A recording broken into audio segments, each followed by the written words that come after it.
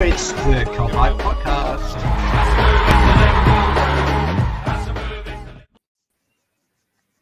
It's a dark, dark day for football. And it's got even fucking darker because Liverpool have just dropped 2 points at Leeds. But then again, if you're a Leeds fan, you probably think, well, you deserved all three. You certainly fucking did in that second half. And once again, Leeds United have proved exactly why they belong in this division. Jay Pearson, Mick Moran and Tim Faber with you today. The three of us don't want to be here. You don't want to be here, but we need a voice. We need to rant. With all three of us been fucking pissed off all day, and we want to chat about what's gone on today. So, Tim, I'm going to come to you first, mate, in terms of that football match. Let's just get the fucking football match out of the way first. How are you feeling after that game just finished? Well, in summation, I mean, yeah. I don't know how to feel about football right now. I can't really break down the game because I can't sit here and lie and say that I was invested because I just don't know where Liverpool are at, to be honest. In terms of the performance, 60 minutes of really, really good football, and then we fell off a cliff, essentially, and Leeds just dominated the game from there on out. But yeah, we showed what we can do for 60 minutes. Pretty dominant, look good going forward, but yeah. Yeah, shit, wasn't it? It was fucking wank. Mick, I've nearly called you Tim then, because I usually go to you first, don't I? Mick, I mean, like you said, it was a bit of a game of 2 hours, wasn't it? Because Leeds certainly fucking could have snatched that then, because they had a couple of really good chances. And if it wasn't for Alisson, mate, we would be fucking losing that 2-1, 3-1, wouldn't we? Yeah. I mean, as much as I wasn't invested in that game 1%, like when the difference between when we scored and when they scored, it was the same. It was the same. Like, oh, someone's put the ball in the back of the net. Don't give a shit. But yeah, Alisson that was the best he's been for a while in terms of saves and keeping us in it. And you knew that goal was coming, and it did. It was bound to happen, especially after the events of the last 24 hours just compounded it. Yeah, well, let's just look at that, the events of the last 24 hours. And that's the reason why we've fucking got all the fucking black branding at the minute, because we just brilliantly just fucking can't be asked, because it's just, I feel so fucking deflated. But Mick, I'm just going to stick with you for a minute, mate. Obviously, the news broke late last night about the Super League, and everybody's had all day to think about it, to tweet about it, to talk about it. So we don't have to relay any of the news. Everybody knows the fucking news, but I want to get your thoughts on it right now. How are you feeling after what's happened over the past 24 hours? There's been a load of boss tweets, like obviously Redmayne, Anfield Rap, all the journalists involved in Liverpool have been putting out loads of good stuff today on their opinions, and I agree with them all. Like, it's just blindsided everyone. It's self-serving people who are not from this country, who are running clubs with millions and millions of pounds, and they're taking advantage of a season where they're not getting that money because there's no fans in the stadium, and it kind of feels a bit cheap because they've done it that way. I mean, imagine they did that and there was a full crowd tonight. It'd be absolute. Oh, won't get away with it. That's the thing, and it's little things like that where you just like I mean, I've seen something on Sky Sports News where apparently there was a quote from one of the board members of one of the 6 English clubs. I don't know which one. And he said, our primary job is to maximise our revenues and profits. The wider good of the game is a secondary concern.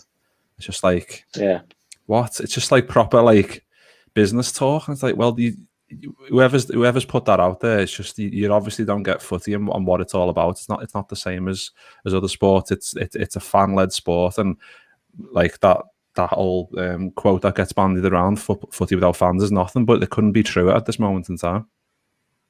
No, that's true, mate. And Tim, I think one of the things that has been a big talking point today is the fact that fans weren't consulted. There was no consultation period with anybody. There wasn't there's been musings about this thing for 30 years. You know, I remember when the Champions League first fucking changed from the old European Cup to the Champions League, and there was fucking a revolt then, and there was the Premier League revolt when that started, and then the group stages of the Champions League changed again in the early 2000s, where we had a second group stage, and there was always fucking talks about the Champions League changing and then the breakaway of this fucking Super League. But the fact that it hasn't really come out of the blue, has it really, Tim, in terms of this Super League bullshit? Because it was always a thing that was, it comes and it just fucking gets battered away again. Fuck, it's like, shoo, go away.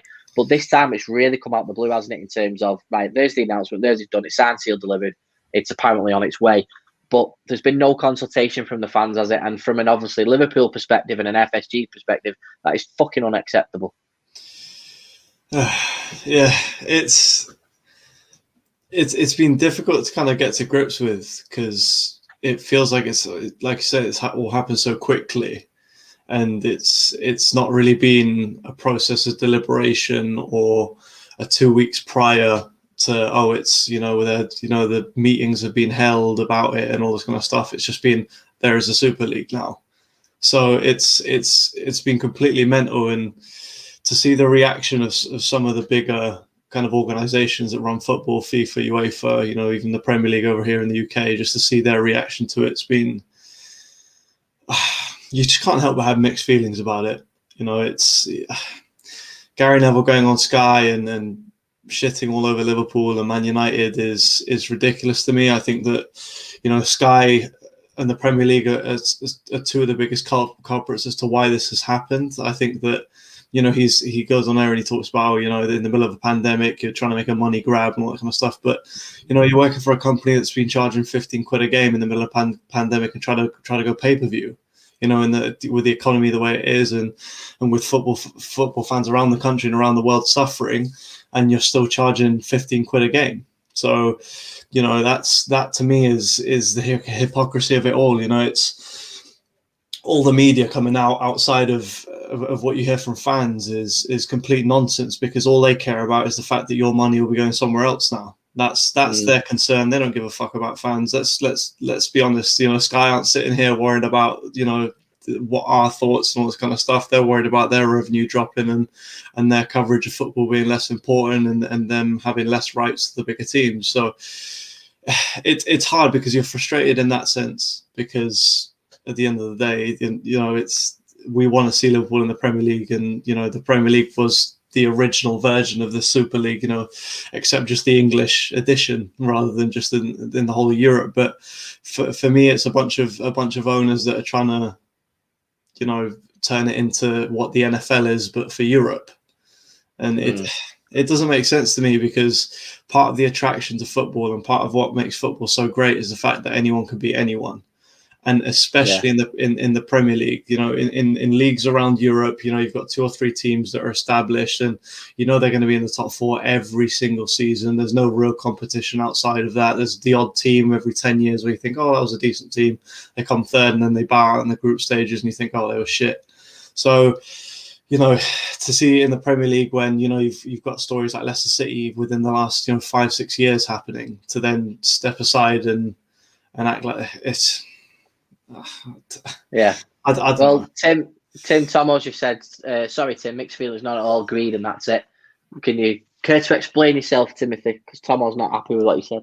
Well, yeah, in terms of, I'm certainly pissed off at the owners. I mean, it's hard to be pissed off at the club in general, because you can't help but feel that this was a top brass decision, and didn't really. You heard Jurgen before the game. You don't feel like the players had any sort of say in this decision. Never mind us fans. The guys who are playing for the club, representing the club, wear the badge, aren't getting included in these decisions either. So I have mixed feelings, because I want to be pissed off at Liverpool. I don't want to watch their games, but at the same time, I don't want to disrespect the players, because it hasn't been their decision. It's not been a Klopp's decision, So my mixed feelings is the fact that a lot of the media that's come out on it is, it's hypocritical. I mean, from a fan, I mean, let's face it, fans have not been significant for a long time now. We've not had a big say in football for a long time. Big money's taken over the sport, and it has done for years. Let's face it, all this financial fair play is bollocks. It doesn't matter. City will make a donation somewhere, and all of a sudden their financial fair play is all right. And football, this has been a story for football. It's just built up to this point now, and yeah, I'm pissed at the club. It's a money grab. It's selfish and all that kind of stuff. But my mixed feelings are because I can't help but feel sorry for the guys who have to go out there tonight and play a game in these conditions. So yeah. Well, Mick, I think Tim's just made a lot of very good points there, but obviously I just want to focus on what Tom's just said there, Mick. It's not the first time FSG have got it wrong either, so they either didn't learn or didn't care. So we've been very diplomatic on this podcast in terms of our stance with FSG, haven't we? We've sort of seen the bigger picture, and we've always appreciated what the owners have done from 2010, from 3 days from administration, and brought us from a worth of 150 million to, I think it's close to 3 billion now is what we're worth, or whatever it is. And then we've gone on to, it took us a long time to win something from that Carling Cup, and we've ended up had a really nice domination of trophies last couple of years, which has been fantastic. But obviously there has been the odd fuck ups along the way, the £77 walkout, the furlough and the staff, the trademark of the name Liverpool. These are things that we've seen glimpses of the greed that these owners have. And whether we as a fan base have just gone, yeah, we'll brush it under the carpet, we'll just say, okay, that's another learning curve, next thing. Can we question the transfer policy a lot? I don't know if we can, given the level of investment that we have had in the squad in certain years when we've actually desperately needed it. That's another fucking podcast all in itself. But with the likes when we needed the likes of Alisson and we needed Salah, we needed Fabinho, the money was spent, the likes of Van Dijk and stuff like that, the Thiago Jota that people very conveniently seem to forget last summer. But this is a major, major fuck up by FSG, and I'm fucking disgusted the way that they've decided that this is the way to go for Liverpool. And fucking, is it Billy Hogan that's come out today and said albeit it might not be what Liverpool fans agree with or what they think this is the best thing for Liverpool Football Club going forward. I don't know how the fuck they're coming to that fucking conclusion, because it's beyond me. But I swear to God, if Peter Moore was still in charge of this fucking football club from a day-to-day basis, this would not be fucking happening. Yeah, I agree with everything you're saying. It's just we've been, what you said, Jay. We've been warned a few times where had our hands burn, like you said, the things like the ticket prices and stuff like that, and you kind of go, well, they saved us, and you keep coming back to that. Oh, they've done this and they've done that, and they have done good things for us, but I don't think it's clearly enough. They're clearly not getting it, that they're making these mistakes, and they can't just keep, oh yeah, sorry, made another mistake, oh shit, I made another mistake. You can't just keep doing that, and this one's just a step too far, and I don't know how far down the line this is. It seems pretty much fucking done, doesn't it? But like Dan's just put in there, I was just going to mention this, Milner just said after the game, he doesn't want it to happen, and I mean that, and I can imagine that's the same for all the players. Like Klopp got absolutely thrown under the bus today before that game.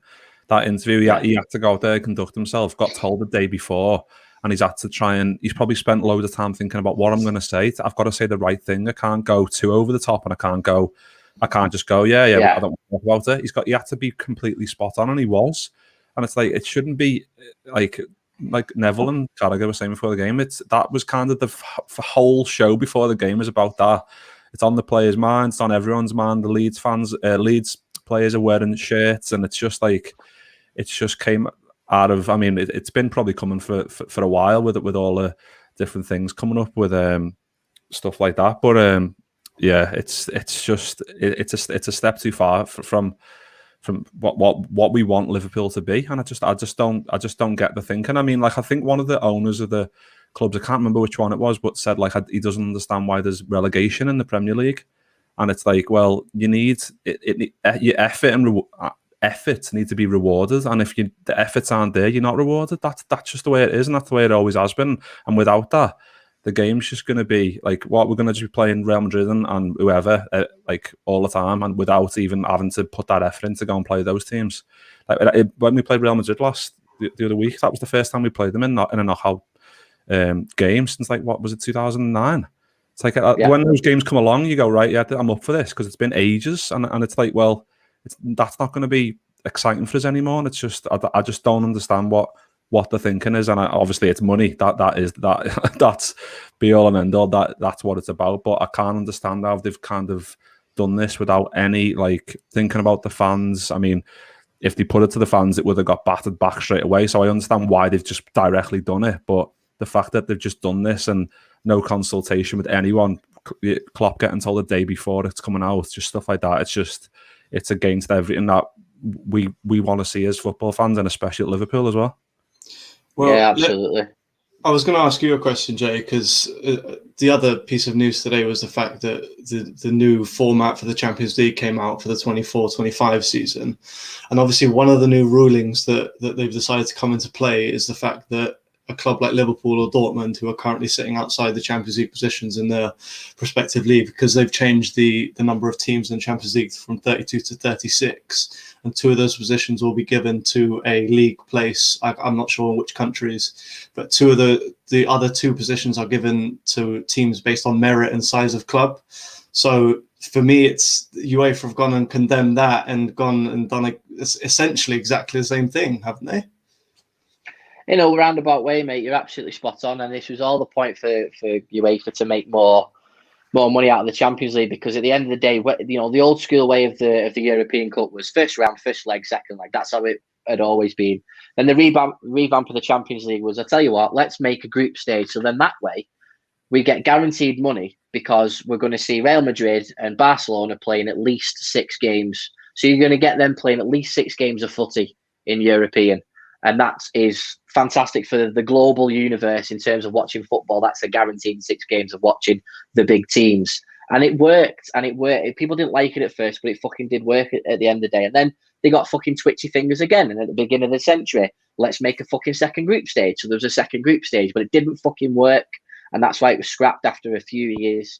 And then it went back to the old format of a group stage and the knockout stage. And that's all that was needed. It was done. I think a lot of people got pissed off in the 90s when it got expanded from not just the champions going in, the second place team going in as well, and then the third and the fourth place team as well. And I totally agree with that in a roundabout way. It's called the Champions League for a fucking reason. You're the Champions League country, that's when you go into it. But would we have had the sex? Would we have had the success in 2005 without that ruling? No, we fucking wouldn't. Will we have had the success in getting to the final in 2018? No, we wouldn't. We wouldn't have enjoyed those European nights. No, we wouldn't. 2019, we wouldn't have. And you know what I mean? It goes on to the year we fucking won it. So I can't disagree with it too much, because I've had some of the best times in my life with that ruling. But the point I'm trying to make here, Tim, is the fact that they're changing it again. It's now going to go into a fucking league format where the top 8 go into a fucking playoff in the quarterfinals. So you're going to be playing 5 of the big teams away and 5 of the big teams at home. So it's like the fucking Super League that's being proposed anyway. And it's more fucking match days, and it's more chance to fucking play more games, more fucking TV time, and all that sort of fucking shit. So it's and then it's convoluted. And the rest of the fucking team, that's a massive gap between what the 10th place team and the 24th after that. Fucking hell. I mean, Jesus Christ, putting a playoff for those teams, it's fucking shit like playing FC Aldi from a country we've never even fucking heard of. Do you know what I mean? And that's no offense to them. Fair play to them if their coefficient ranking isn't high enough and they get a place in the Champions League. Fucking kudos to them. That'd be fucking brilliant. But at the end of the day, the way UEFA have changed this Champions League format, forget about the Super League. In 2024, we'll all be pissed off with the Champions League format. That gets announced today without the Super League bullshit. We'd be pissed off with the Champions League format changing. Yeah, well, the other thing I was just to come to you here, Mick. What's is this to do with the club being fed up with the way that leagues have been run? Is this a result of the Premier League fucking up and UEFA fucking up over the course of time? It is, mate, because the one thing I do have a degree of sympathy for these top clubs that are breaking away from UEFA is the money grabbing that fucking UEFA give us. Now, Carl just jogged my memory there, because UEFA only have 50% of fans in each final. It's just as greedy. Don't want a global game of footy, just want our club and its values back. It's our game, so let's get it back. He's spot on there, because every time we've had tickets for the Champions League final, we've never got the full fucking allocation. I remember getting a fucking ticket for Athens, and the lads who had been every fucking home game with didn't get one in the ballot, and that is so unfair, because there's a 60,000 seater stadium there, and I think it was only like 15 to 20,000 got tickets, and it's the same every fucking time. It's the prawn sandwich brigade that get all the fucking majority of the tickets, and you have some random fuckers in the middle, neutral, going, oh yes, go team in white, go team in red, yay. And it really fucking pisses me off, because it should be an even split between the two supporters, and the fucking majority of them should get it. And that's another reason why these fucking big clubs are getting pissed off, because the majority of these big clubs that get to these finals, which is why they're getting pissed off with them. And I get that, I do, and I fucking support it so much that UEFA are money-grabbing bastards, but this is the fucking wrong way to go about it. Yeah, that's the one thing I would say is as much as it's a mess. I understand the kind of like draw to pull away from UEFA because let's face it, it's had its fair share of issues over the years. But it's just about doing it in the right way and respecting kind of like the history of clubs and the history of the way football has been done as a business, isn't it, Mick? Exactly. I mean, I got tagged in a tweet just before the game finished. I'm a United fan on Twitter, and he said, "Here's an idea: two weekends time, United play Liverpool. The players and management are with us fans. They should go out on our pitch, then walk off and refuse to play. Two of England's greatest clubs and players making a stand together and making a power move." I mean, yeah. I mean, what a way to stick a fucking royal two fingers up to the lot of them. I mean, I just can't see it happening. I mean, I would absolutely love it if they did and kind of just absolutely rebelled against everything that's currently going on, because it's just an absolute shit show. To be honest, that's the best way I could put it. It's an absolute shit show. I just don't understand what the thinking is. Like, I went to sleep pretty early last night and woke up and just seen all this, and I was like, this is just like I can see. I've seen signs of it, like people have been saying today, you've seen signs of it coming, but the fact that it actually came to this and it's now a concrete thing that seems to be quite far down the line is just baffling to me. Tim, what do you think about the Premier League stance on this? Because we know tomorrow that there's going to be a meeting between the rest of the Premier League, so there's going to be 14 clubs on this conference call tomorrow that are going to discuss it. How are they going to react tomorrow in this meeting? Are they going to fucking get together and go, do you know what, fuck them off, ban them from playing next season, fucking ban them now, or deduct points off them now, or whatever? But on the flip side to that, the Premier League might turn around and say, well, listen, we can't survive without these fucking 6 clubs, because the majority of our money that comes in from around the globe in terms of TV rights is because they want to watch these big 6 clubs. And that's no disrespect to any fucking team that are playing below that level. That's no disrespect whatsoever. But the Premier League would be a poorer product without those 6 clubs in. And that's unfortunate for the rest of the league. Of course it is. And, no one wants to see anybody suffer because of fucking actions of stupidity. But that's the truth of it, isn't it? These 6 clubs have got the Premier League by the short and curlies. Everyone has an agenda. And in '92, when the Premier League broke away, and Sky were the people who endorsed it, and they created this Big Six, they created the idea of the Big Six, and now they're having to pay for it. Now they're having to pay for it because they essentially overloaded the power into 6 clubs in the country, and now they're doing what they want, and they are to blame at the end of the day, because they are the people who helped,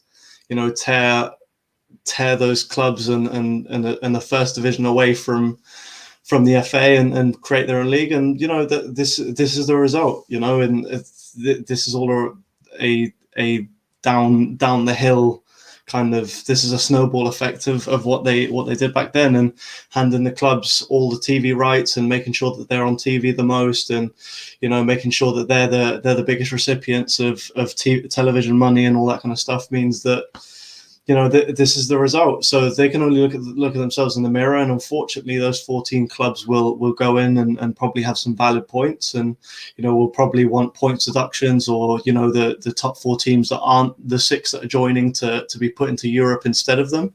But I just don't see the Premier League being able to do anything significant, because if they drop them down to the Championship, let's face it, they're only going to come back up in a year or two, and it's not going to have a significant difference. There's no way that you can punish them unless you completely remove them from the league. But like you said, then you ruin the entire product that you spent 30 years building.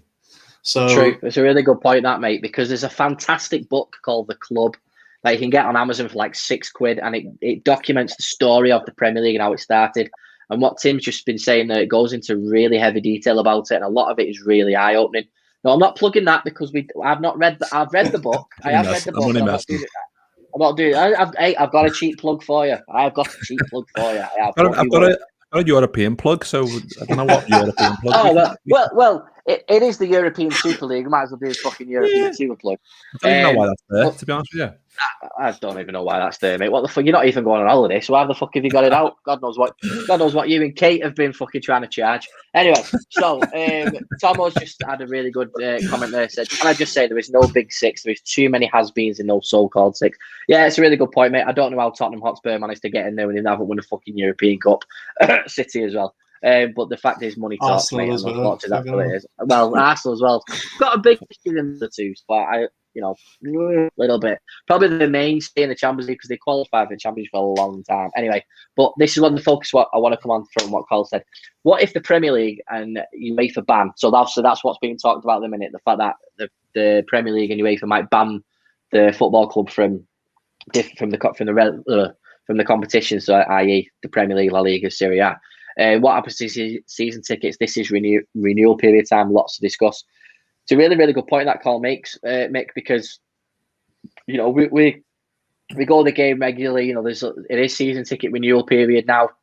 People are renewing their season tickets. Some people that have already paid their money, and there's that risk now of, well, how much footy am I actually going to fucking watch next year?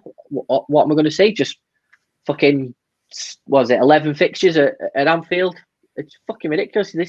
These are things that they've got to fucking think about, and it's like they knew about this before the season ticket renewal period, and again, it's another fucking sly little thing that they've done to us. Yeah, there's so many things that there's probably no right time to do this because none of us want to see it happen. But there's so many, like you said, there's so many things like that where you kind of like, well, what about this? What about that? I honestly don't get the thinking. I mean, I've run out of words to kind of even describe the bastards, to be honest, because I just don't know what. I honestly don't get it. And like Cole's just said there as well, like Sky, BT, Amazon need to come out and make a statement, stating that they will not bid for to be interested in a new format, but they will. Some true colours shown or have deals already been done. That's what I mean. You just don't know, do you? No. And the thing is, Sky have come out and been making a fucking big deal about this and the be all and end all. They're only protecting their own fucking interests in this shit. Neville and Carragher are coming out and talking, and I agree with everything they both said. Don't get me wrong, but Sky have really got an invested interest in this because as soon as it comes out now, I mean, they made a very, very good point, didn't they? That with this now, it means that the clubs have the individual right to market their own image rights and their own TV deals. And like Gary Neville said, Manchester United have 150 million fans. If every one of them paid £1 every week to watch them, that's revenue that they've never ever going to get being in the Premier League or being in the Champions League, respectively. That's a really, really good point. And again, you go back to a lot of fans that have a go at FSG week in and week out for not spending money and not investing, and they forget about the main stand, the Anfield Road, the fucking training ground. And again, I'm just playing devil's advocate here, Tim, and I'm going to throw this at you, mate. This is FSG's way of thinking, well, this is how we're going to make a lot of money, but all these fucking other clubs are going to make a lot of money. Therefore, the transfer fucking fees for these big players are going to go up. It's a never-ending fucking story, is it? We're going round and round and round. Well, it's the whole player situation is going to be incredibly interesting because UEFA and FIFA are putting together some kind of rules where if you do play or participate in the Super League, you won't be allowed to play in the World Cup or in the Euros or in the Champions League, and obviously the Premier League is saying in the domestic league too. So it's going to be interesting because we might see players fleeing from clubs like Liverpool and Man United to be able to continue to play in the setup they already know. So, it's again all dependent on whether UEFA and FIFA are able to actually put those kind of laws down. I've seen that there's already talk about, pulling Man City, Chelsea and Real Madrid from this year's Champions League, which, is going to be a mess in itself, which leaves PSG by themselves as the only semi-finalists remaining. It's going to be interesting just because there's so many unknowns. There are, mate. There's so many unknowns, but there's a quote, Mick, that's just come out from Jurgen Klopp, and someone has asked Jurgen Klopp if he sees himself managing Liverpool in the European Super League, and his response was, "If I'm a problem, I go. If I'm not, I stay. I feel responsible for this club." That is a fucking massive quote. That is unreal. That makes me want to jump on the fucking toilet and shit myself. That's what that's like when I first heard this news this morning. My first thought was, I can't wait to see what Klopp says. I don't know if that's the right thing to think, but I just knew Klopp would just like not settle our nerves, but kind of side with us, because like he's bound to. He's came into this club and he's just took to it like a duck to water. He's embraced everything, and he's won as the most coveted trophy in this country. So on the Champions League. So it's quotes like that, and quotes that he made before the before the game as well, saying like there's no way if that you can divide the club from the fans, and that's what's kind of getting done at the moment, and you're trying to drive a wedge between them. And I just don't think that's, firstly, them think that the people involved in all this thinking that that's feasible or even attainable that's what makes me laugh, because if this happens and it goes forward, then it's just gonna,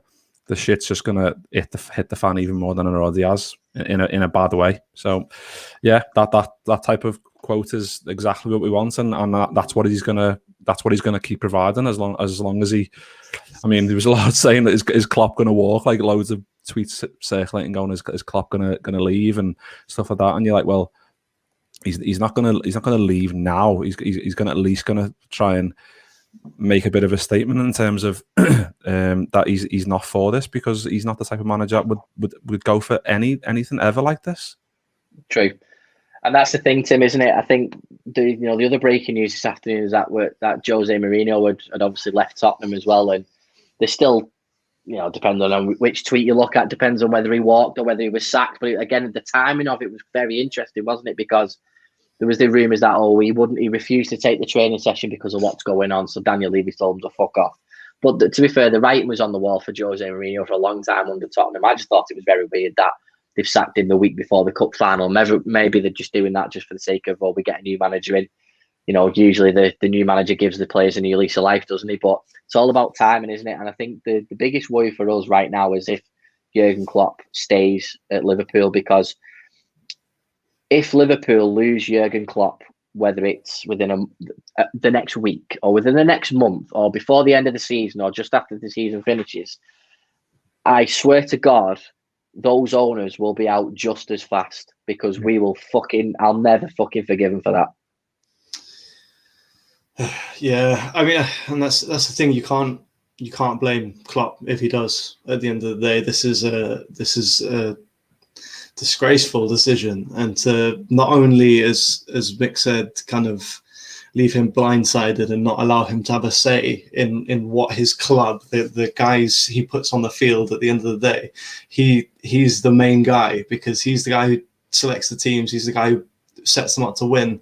To not allow him to have his say in what competitions that they enter, and to go behind his back, what is clearly to have gone behind his back and not to have, included him or let him have a say in this.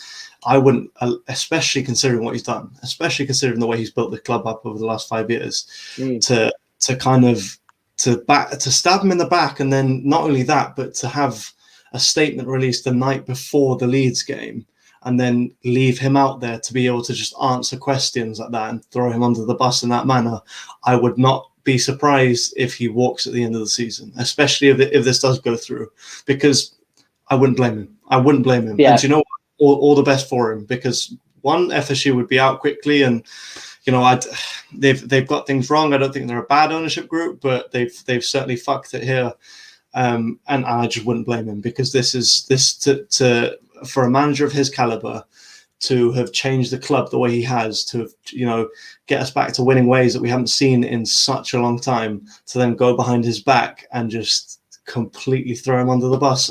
If he walks tomorrow, it wouldn't surprise me.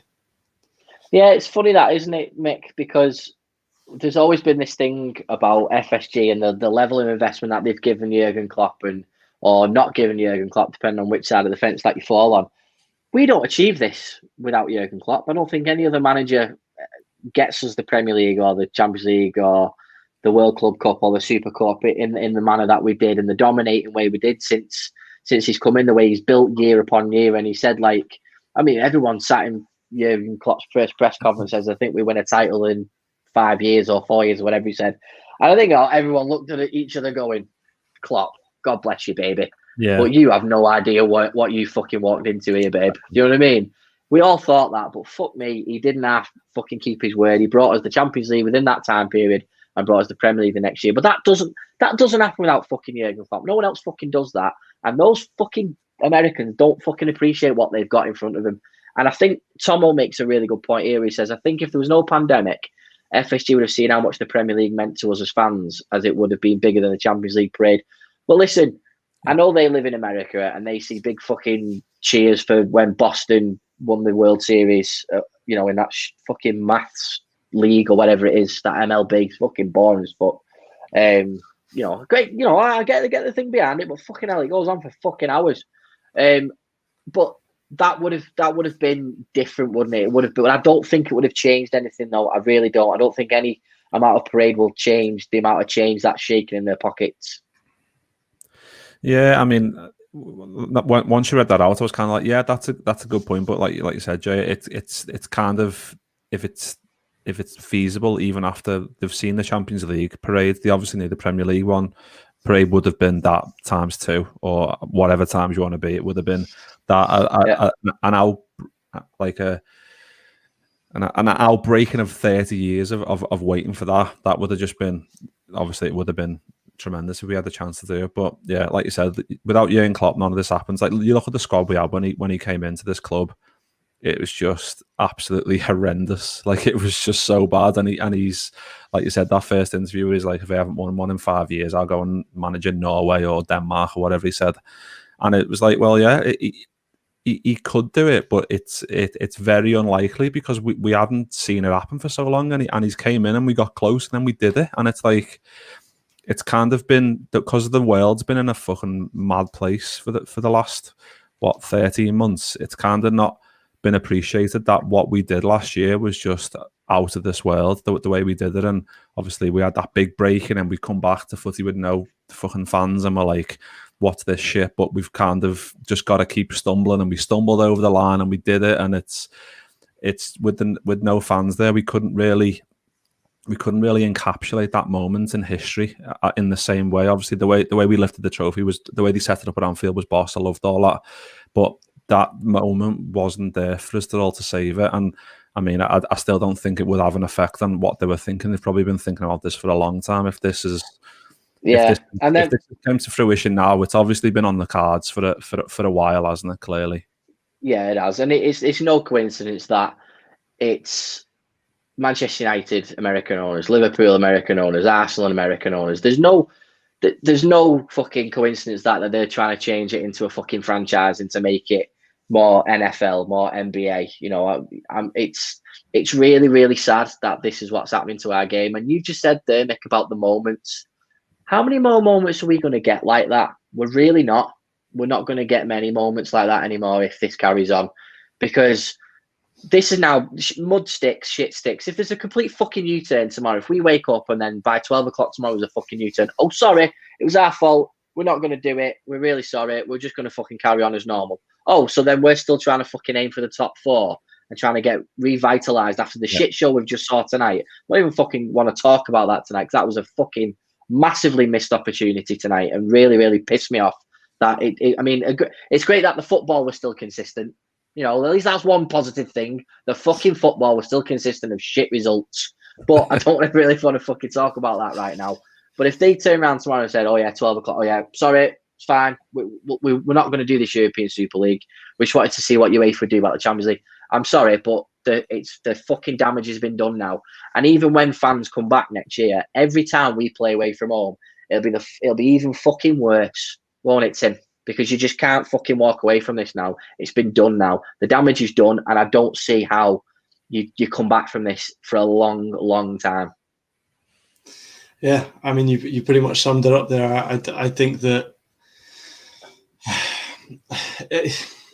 I just don't see it happening either. I don't see them coming out and saying that they've made a mistake. If they're this far down the line, I mean, if they were holding meetings and stuff, and it was very public about the fact that owners of 6 different English clubs and 3 Italian clubs and 3 Spanish clubs and all this kind of stuff were holding meetings regarding the Super League, you'd think, oh, this is just a power play on UEFA, so these guys have more leverage, and they're trying to step into the way they've edited the format of the Champions League, and they're probably not happy with it and all that kind of stuff. But the fact that they're out here and there's an official league statement now, and they've got a brand, and they've got a logo and all this kind of stuff, and it looks like wank, by the way. It's fucking wank. It looks shit as well. But you can't help but feel there's an air of seriousness to it, and that it's not, this isn't a theory anymore. This is going to happen. So like I said, it's just hard to see these guys doing a U-turn and coming out and apologizing to fans and stuff. And that's it. I just can't help but feel sorry for, if there's anyone to feel sorry for, it's the fans. At the end of the day, they're the only ones, along with some of the players who would obviously, and coaches who have been blindsided by this. But outside of them, it's the only people I feel sorry for are the fans, because they're the ones losing out on this. And it's everything that they're passionate about that you've just stripped them of, and that's gonna resonate for a long time after this decision, whether it stops tomorrow or whether we're playing in the Super League for years to come. Yeah, absolutely, mate. Mick, I think when Tim mentions the fans there's a lot of other fans that I want to talk about now, and that is the fans in the lower leagues. £400 million gets sort of parachuted from the Premier League right down to the lower leagues because of knock-on effects and stuff like that, and rightly so. I think it should be a lot more. Yeah. But you take away the big 6, and then the Premier League loses money. Parachute payments disappear. The Championship loses money. League One loses money. League Two, do you know what I mean? They start fucking knock-on effect here. We're not just affecting the fucking Premier League and the Premier League fans and fans of 6 clubs who've got to shell out, or instead of paying an extra £100 to go to an away game, they've got to shell out another £500 to go to fucking, a warm, humid night on a Wednesday night at the Bernabeu. You know what I mean? They've got to it's fucking ridiculous what's going to happen to football, and this could collapse the game in its entirety. Yeah, I mean, we've just been saying, like, how long has this been in the works for? But they've clearly not. I mean, I don't know have they done any of the homework in regards to all these queries? Have they got a clue about this type of stuff? Have they got a clue that people, like we touched on before, people are getting the season tickets ready? What's going to happen to them? Like that's a minute thing, but in the, like you said, the greater good of the game, like all these payments that are getting sent down to keep these leagues afloat, I just don't see the thinking, and it's just honestly, it's honestly just really baffling to me, because like Klopp's, just seen some Klopp quotes there, like he's saying like the owners are reasonable and they're serious, and they are people who care about us. They're his words that Paul Gorse has just tweeted there. But for everything that's happened today, that's the exact opposite to me, because I just it's clearly never been on the cards for anything that we would want to be a part of, and I just don't see why it's happening now. And like you said, if we want to keep it competitive, I just don't see how this is the way. Like, they don't understand relegation. Well, it's the highs and lows of football. That's why it's so good. You go through these lows. We went through shitloads of them. We went in the Champions League for ages, where we like once in like 8 years, was it, or something like that. But then when you finally get it, it feels that much more sweeter. But if we're gonna have playing Real Madrid and fucking all other teams every whenever it's gonna happen, I don't even know. Then it doesn't. It's not. You're not rewarded in any way. It's just kind of, well, this is the norm. This is the norm. We're going to be playing these teams, and that's just the way it is. And it's just, I'm hoping it's just going to, like you said, it's going to come to the point where next week maybe they go, oh fucking hell, we've tested the water, we've fucked up, sorry. But this time it just feels like it's too far gone for me for them to even consider that. No, it's a really good point, mate. And you just touched on there about the romance of it. The romance disappears. Like you said before, Mick, not playing Real Madrid, for almost 10 years, and a knockout phase of it was romantic. It was great to see. And we looked at the Barcelona game, and it was like, oh, we've fucking drawn Barcelona, and then people were talking about the Barcelona game with Gary Mack, which was 20 years ago today, and that hasn't been fucking spoken about today because of obvious reasons. And it's nice to have that sort of stuff. And Tim, I I can't be arsed fucking playing them every fucking week. It's going to wear off. Now, if this is a thing because they're looking at the bigger picture globally, because a lot of people want to see it from other countries and want to see all the best European sides play each other, well, fuck off. You've not got to deal with it every fucking week. You know what I mean? These are our fucking teams. They're not your teams where you're just a part-time fucking fan about it. And I saw another fucking stupid tweet that they researched 15 to 19-year-olds or 13 to 19-year-olds and said it's them that want this. Honestly, fuck off and put the controller down, because that's not who your fucking demographic is. It really fucking isn't. And I'm not asked about fucking playing Real Madrid or Barcelona or Atletico every fucking week, because I'd rather give me fucking cold, wet, windy nights on a Tuesday night away at Stoke. Give me them. That's what I want. I want to be playing Everton every week, or every season. Sorry, I want to be playing Fulham. I want to be playing Sheffield United. I want to be playing those teams. Don't take the Merseyside derby away from me, because that's what I'm shitting myself now over. I'm shitting myself the fact that Premier League might fucking kick us out, and that's my biggest worry. I want the Merseyside derby. I want to be playing local teams. Go on, Mick. Sorry. I was just going to say it, and the last derby we lost as well, so that's another thing that we can't afford to have. Yeah, exactly. I fucking want another one. I want to fucking twist it round. Absolutely, mate. It's just, I fucking hate the way our money talks. I really do. For those of you who don't know who Gordon Gekko is, he once said greed is good, and he got arrested for it and spent 10 years in prison.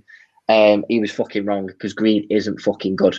I should have ended the pod on that, but I'm just fucking throwing it out there.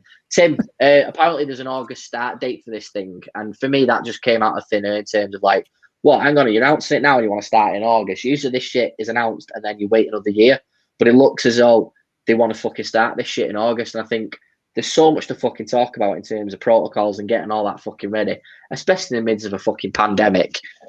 Again, which is why I always thought, this is a little part of me still thinks it could be bullshit.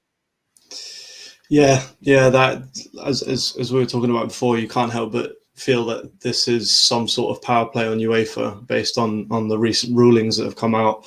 Maybe that they had discussions with the club. The president of UEFA had said that he'd talked to Woodward, just a couple of weeks ago about the changes to the Champions League, and Woodward had said how much he liked them and all that kind of stuff. But you can't help but feel like maybe he disagreed with that, and maybe he was waiting on the backing of other clubs to be able to, the bigger clubs to step in and make a bit of a stance against UEFA. And again, I want to talk about how it's disrespectful to the history of football and all that kind of stuff, but I don't feel bad for the likes of UEFA, because at the end of the day, they're essentially doing exactly the same thing, but in a different way. And just because they have history on their side, they're allowed to do it. And, we have to respect that and all that kind of stuff. I don't really know what to say. I mean, honestly, as fans, the best thing you could probably do is go and support your local team, your conference championship teams, your League One teams, your League Two teams, and put some money into them. Go and watch them for a change, and maybe start following a different club, because at the end of the day, whoever watched Jamie Carragher and Gary Neville debate the ESL, the Super League, whatever you want to call it, for 15 quid, you're only going to watch them debate it in August when it starts for 35 on Sky Sports. So it's a complete mess. It's a shambles. Money has eaten away at the heart of football, and it seems to have completely, taken its soul now. So it does, mate. It does. It's a really good thing to say that it has taken its soul. Mick, in terms of soul now, because Liverpool is in your heart and in your soul. Sorry, Everton, I did steal that tagline then. I want to know, Mick, where do you go from here? You personally, forget the Cop-Out podcast, forget being neutral. Liverpool, we don't know if Liverpool are going to be allowed to play in the Premier League. We don't know. We don't know what the Premier League are going to say. We don't know that. So let's just assume that Liverpool are still allowed to play in the Premier League, right? And this European Super League kicks off in August, and you're not playing in the Champions League. Where do you go from here, Mick? Do you continue to follow this football club, or do you think, do you know what? You're not playing the Champions League, our favourite competition. It doesn't matter whether we finish fourth. We could have a normal Liverpool season, back in the day where we're out of the title race by November. And you go, do you know what? Don't give a fuck. You can finish ninth, you can finish 10th. I'm still playing the European Super League. Where'd you go from here, Mick, as a Liverpool fan? What would you do? What's your feelings on it? I honestly haven't thought that far ahead. I'm hoping that this is all just going to be let's go to the pub and just let this all blow over like fucking what was it, fucking Shaun of the Dead. But yeah. I honestly don't know. I honestly I don't know, because I'm hoping, like I'm just being on Klopp quote watch here, but there's another one which kind of can answer it slightly. So he said our owners made the decision. That's just one part of the club. They should calm down a little bit. Talking about Gary Neville, this is about. It's only the first day, so it's only the first day. That says to me that it can kind of be fixed. But if not, I honestly don't know. If we're just getting thrown into this league with not getting, like I keep saying this, but we're not getting rewarded for effort, then I'm still gonna, obviously I can't just stop following Liverpool Football Club. I can't, because it's just so ingrained in me. But it's not going to be the same. Like Gallagher said it perfectly before the game. Like, fans aren't in love with football at the moment anyway because of VAR. Like, there's no fans in the stadium. We've got VAR checking fucking everything. We're already hating footy, and then you throw this into another spanner in the works. It's like, do you want anyone to be there when fans are allowed back in the stadium, or are you just trying everything to fucking do the opposite? Because I just honestly, I can't get my head around it. And if there's no competitiveness in a game of footy, and it doesn't matter where you finish, then what is the point?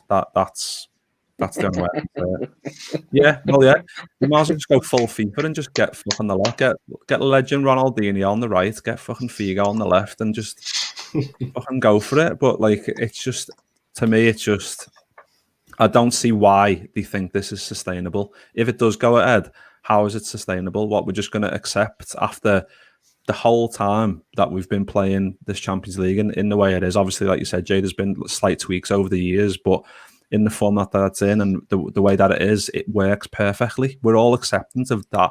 If you're the best four teams in England, you get in the Champions League. If you're not and you're playing shit, you don't. That's just, everyone accepts that. Like, if Everton get into it one year, like they did, obviously we got in it as well. But if it happened next year, for example, and we didn't get in it, we just have to grin and bear that and take the flack. But then it makes it all the more sweeter the year after when we get it and they don't. And that's just like, that's part of footy. It's such a big part. Like, you're taking the piss out of people there, and like just fans having banter and whatever else, the usual shit. But it's little things like that will just completely diminish, and the game will just slowly dissolve into nothing. Yeah, it certainly will, mate. Well, what we'll do, boys, we're going to leave it there, and it's a really good finish that by Mick. Yeah, I don't know what to say about it. Like we said before, like Klopp said earlier, it is the first day. Let's just see what the fuck happens. Tomorrow's another day. Tomorrow's another fucking day of drama, breaking news. Everyone will be on Sky Sports all day. Yeah, and we'll be back with, if there's more breaking news tomorrow, we'll be back to chat about it and stuff like that. But trying everybody to keep your heads up. But I'll tell you what, the one thing that this has done, which I'm going to take a massive positive, is it's united the country in a way that nobody else has ever been able to unite the country before. Not even a fucking politician has been able to do this than what this. And that is so pleasing, the fact that this has brought us all fan bases closer together. You know, not the England national team can't even do that from a football perspective. So again, this is really good, and we do need to take a stand together to try and get this stopped, because it is absolutely fucking disgusting what's gone on. And there are so many fucking greedy bastards out there, and every one of them should be fucking lynched for it. Not from a murderous perspective, you know, we're not fucking psychos on this channel, but we love our football club at the end of the day, don't we? We want to, you know, so we'll just see what happens. Thanks everybody for watching. If you've stuck with us for these 53 minutes, we really appreciate it. You are what make us keep on doing this, because we've got our regular viewers and we've got our new viewers as well. We really appreciate it. So stay safe. We'll see you next time. And yeah, let's keep our fingers crossed this bullshit ends. Good night, guys.